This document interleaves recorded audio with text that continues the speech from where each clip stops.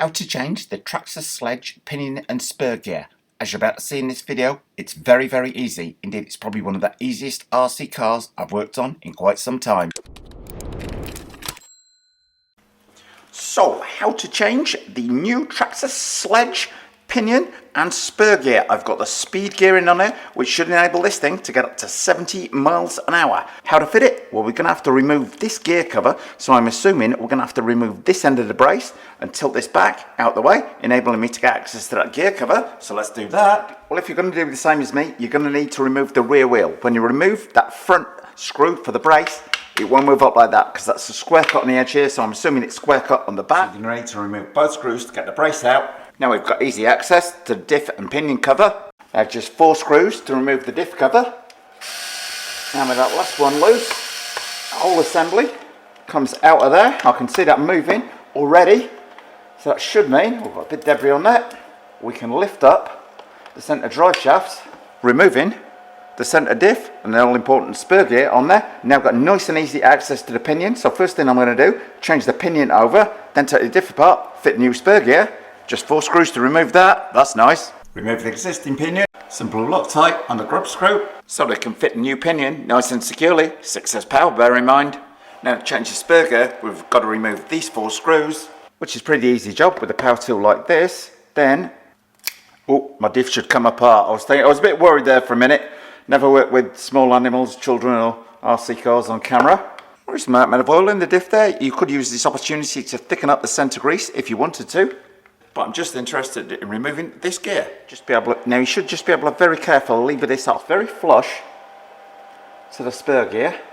Just want to go around it evenly. You don't want to put too much pressure on from one particular side. And with a little bit of effort, it does pop off. You've got a pin in the middle there. Remove that, put that safely to one side.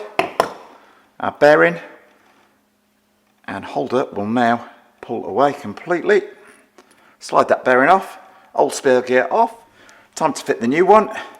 Simply slip the bearing on back over the top, make sure that's down nice and tight. Drive cup through the middle there. Push the pin back in, making sure it's nice and central. Pick up the very oily and messy gear, making sure you line that slot up with the pin.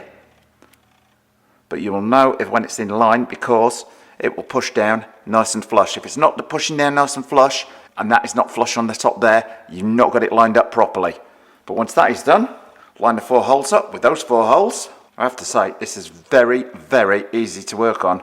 Line the holes up, get me 4 screws back in. So with those 4 screws back in place, the diff is ready to go back in.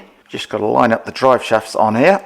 Now the one thing to do is definitely make sure they're still in and they've not popped out from either end, as there can be a tendency to happen on some of the armour cars that I work on. And just got to use my pliers to lift that drive shaft up, as my hands are not child size.